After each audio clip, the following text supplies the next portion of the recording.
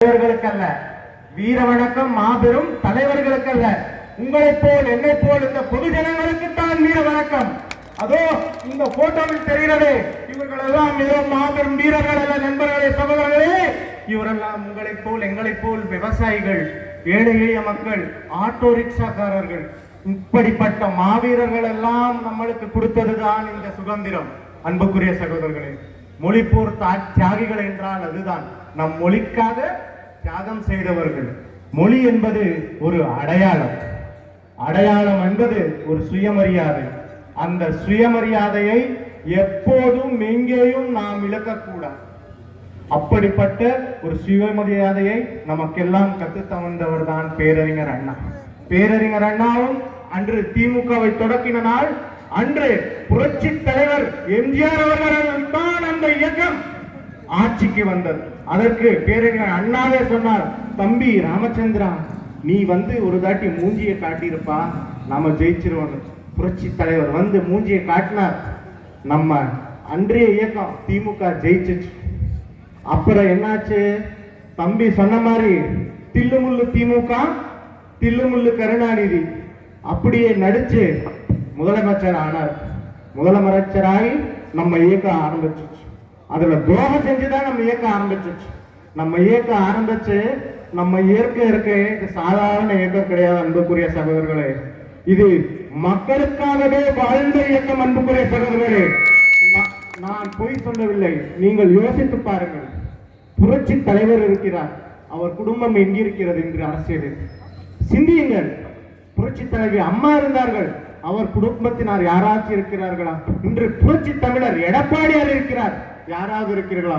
நாளைக்கு அண்ணன் கூட இந்த கட்சியில் பொதுச் செயலாளர் ஆக முடியும், அங்கே இருக்கிற தம்பியும் கூட பொதுச் செயலாளர் ஆக முடியும், யார் இருந்தாலும் பொதுச் செயலாளர் ஆக முடியும். இந்தியாவிலே ஒரே ஒரு கட்சி என்றால் அது அனைத்து இந்திய அண்ணா திராவிட முன்னேற்ற கழகம் என்று நான் மாறு கட்டிக்கொண்டு சொல்கிறேன். நான் பெங்களூர்ல இருந்து வந்தேன். ஒசூர்னா அதுக்கு மீனிங் என்னன்னா புதூர். அப்படி புதூர்னா எப்பவுமே ஒசூருக்கு பெங்களூர் வந்தா ஒரு புத்துணர்ச்சியும் ஒரு புதுமையும் இருக்கும்.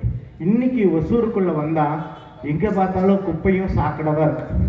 நான் போய் சொல்றேன்னா உண்மையை சொல்றேன்னா இல்லையா? சரி, அதை விட்டுறலாம். இப்போ எங்க அப்பா அம்மா விவசாயி இல்லையா? இப்ப பெங்களூர்ல ஏர்போர்ட் வந்துச்சு இல்லையா? ஏர்போர்ட் வந்துச்சு. ஏர்போர்ட் வர்றது தப்பு கிடையாது, ஆனா விவசாயிகளின் நேரத்தில் ஏர்போர்ட் வருவது தப்பு இல்லையா? நான் நேற்று நம்ம மாணவரின் அண்ணன் அருண்குமார் கிட்ட பேசுறப்ப, அண்ணா மாவட்ட செயலாளர் நம்பர் கொடுங்க அப்படின்னு. அவர் நம்பர் கொடுத்தோன்னே வாட்ஸ்அப்ல பார்த்தோன்னையும் அவர் டிராக்டர்ல ஒரு விவசாயி உருமாலை கட்டிட்டு இருந்தார். அதை பார்த்தப்பதான் எனக்கு தெரிஞ்சிச்சு, நண்பர்களே, அன்னைக்கு ஏர்போர்ட்ல அந்த பிரச்சனைக்கு முதல்ல குரல் கொடுத்தது அண்ணன் பீக்கா. அதுல மாற்று கருத்தே கிடையாது. உங்களுக்கு தங்கம் கிடைச்சிருக்கு, பொக்கிஷம் உங்க லீடர். ஏன்னா அண்ணன் சொன்ன மாதிரி இன்னைக்கு போஸ்டல் 1500 கோடி அடிச்சுட்டு இருக்காங்க. ஆனா அண்ணன் பேசாம 3000 கோடி, இன்னைக்கு இந்த கணக்கு போட்டால் 5000 கோடி. தங்கத்தை விட்டுறக்கூடாது. என்ன தங்கத்தை விட்டுறக்கூடாதுன்னு என்ன பண்ணணும்? நீங்க என்ன பண்ணணும்? பாலட் பாக்ஸ்ல போய் ரட்டனைக்கு குத்தணும். சொல்லுவாங்க இல்லையா, கடல் 8 தூரம் வரைக்கும் எதிரியே கிடையாதுன்னு. அந்த மாதிரி அன்னைக்கு எலெக்ஷன் நாளைக்கு கடல் 8 தூரங்கிற மாதிரி எங்க பாலட் பாக்ஸ்ல எந்த இடத்துல பார்த்தாலும் ரட்டதான் தெரியும் நம்மளுக்கு. ரட்டதான் எவன் வந்தாலும் என்னைக்கு இந்த ரட்டை எவனை எதிர்த்து செய்ய முடியாது. இது ஒண்ணு மட்டுமே கிடையாது. இதாச்சா இப்போ புரட்சி தமிழர் எடப்பாடியார் 5 அறிவிப்பு இருக்காரு இல்லையா? மேனிபெஸ்டோன்னு சொல்லுவாங்க, அறிக்கை. நம்ம வாழ்க்கையில ஒரு மனிதர் வாழ்வதற்கு என்ன முக்கியம்? ஒண்ணு வீடு, ஒண்ணு இப்ப இங்கிருந்து நான் வெளியே போனோம்னா பேருந்து, 3வது சாப்பாடு இல்லையா? நம்ம தலைவர்கள் எவ்வளவு முன்னோடின்னு யோசிச்சு பாருங்க. இந்த 5 திட்டத்துல தலைவரை கொடுத்திருக்கிறதுல எல்லாமே கவர் ஆயிடுச்சு. ஃபர்ஸ்ட் கொடுத்த திட்டம் என்ன? எல்லா வீட்டுக்கும் 2000. இப்ப எவ்வளவு கொடுக்குறாங்க? ஒண்ணும் இல்லை, 1000 சொல்லி அதுல 1 எடுத்துட்டாங்க. சைபர் தான் இன்னைக்கு கணக்கு இல்லையா? எல்லா வீட்டுக்கும் ரேஷன் கார்டு வச்சிருக்கிறவங்களுக்கு 2000. அதுல இருந்து என்ன, உங்க வீட்டுக்கு வேணுங்கிற பொருள் இல்ல ஏதோ ஒரு பிறந்த நாளுக்கு ஒரு துணியோ ஏதோ ஒண்ணு வாங்கிக்கலாம் இல்லையா?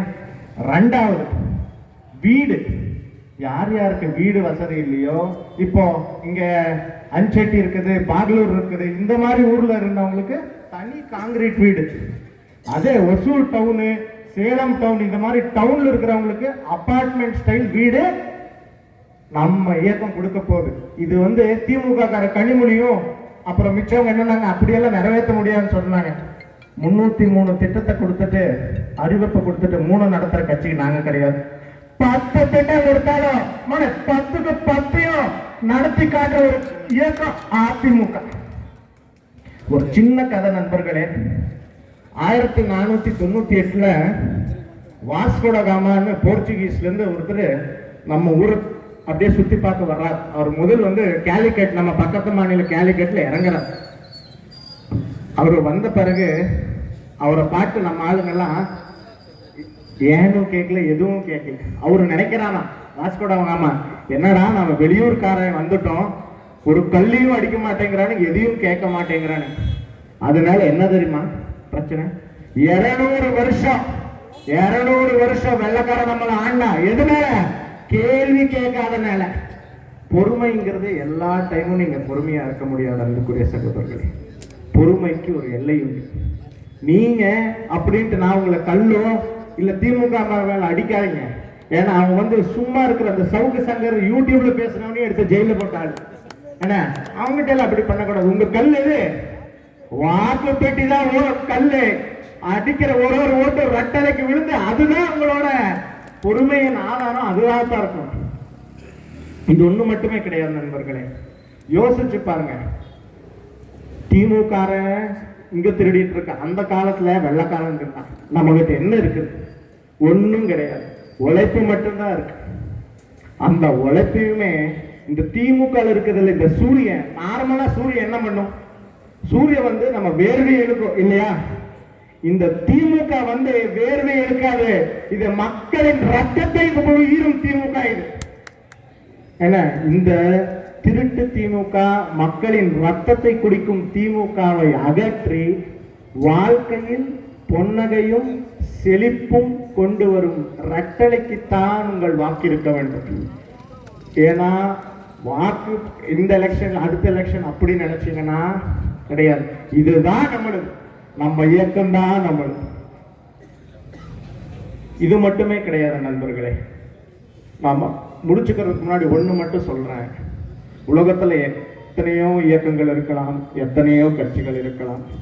ஆனால் அதிமுக மாதிரி ஒரு கட்சி கிடையாது. அதுக்கு உதாரணம் என்னன்னா, நானும் எங்க தாத்தாவும் உங்க தாத்தாவும் பாகலூர்ல இருந்து ஒசூருக்கு சைக்கிள்ல வந்தாங்க.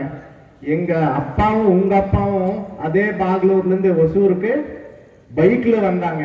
நானும் நீங்களும் கார்ல பாகலூர்ல இருந்து ஒசூருக்கு வர்றோம். இது அதிமுக. அப்படின்னா நீங்க எங்க இருந்தாலும் உங்களையும் சேர்ந்து கூட்டிட்டு போகும். திமுக எப்படி தெரியுமா? தம்பி, உங்க தாத்தா ரோட்ல போயிட்டு இருந்தாருப்பா இந்த வண்டியில, நான் இங்கதான் நின்றுட்டு இருந்தேன். தம்பி, உங்க அப்பா பைக்ல போயிட்டு இருந்தாரு, நான் ரோட்ல இங்கதான் நின்றுட்டு இருந்தேன். நீ கார்ல போறேன், அப்போ நான் இங்கதான் நின்றுட்டு இருக்கேன். அப்படின்னா அந்த கட்சியில போனவங்களுக்கு முன்னேற்றமும் கிடையாது, ஒண்ணும் கிடையாது. உங்களை சும்மா பார்க்க வச்சுட்டு பொம்மை மாதிரி நிக்க வச்சுட்டு அவங்க தாத்தா, அவங்க அப்பா, அவங்க மகன், அவங்க பேரன், அவங்க வர்றது சரி. அவர் யாரோ ஒரு தலைவர் சொல்றாரு, இன்பது நிதிக்கு பேரம் பிறந்த அவனுக்கும் நாங்க அடிமை.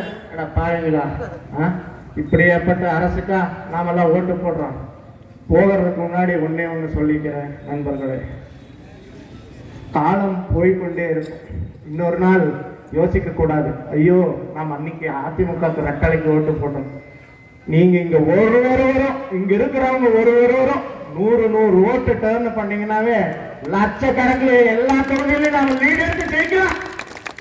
எடுத்து ஜெயிச்சு சென்ட் ஜார்ஜ் கோட்டையில் 2026க்கு புரட்சி தமிழர் எடப்பாடியாரை முதலமைச்சராக பார்த்து 5000 கோடி அல்ல, அண்ணன் டிகேஆர் இந்த தொகுதிக்கு 10,000 கோடி கூட கொண்டு வந்து உங்களை எல்லாம் இந்த இயக்கத்துக்கும் இந்த மக்களுக்கும் நல்லது செய்வார் என்று சொல்லி என் பேச்சை முடித்துக் கொள்கிறேன். நன்றி, வணக்கம். வாய்ப்பு கொடுத்த அனைத்து தலைவர்களுக்கும் நல்லுள்ளங்களுக்கும் நன்றி. அடுத்தபடியாக நமது கழக மாவட்ட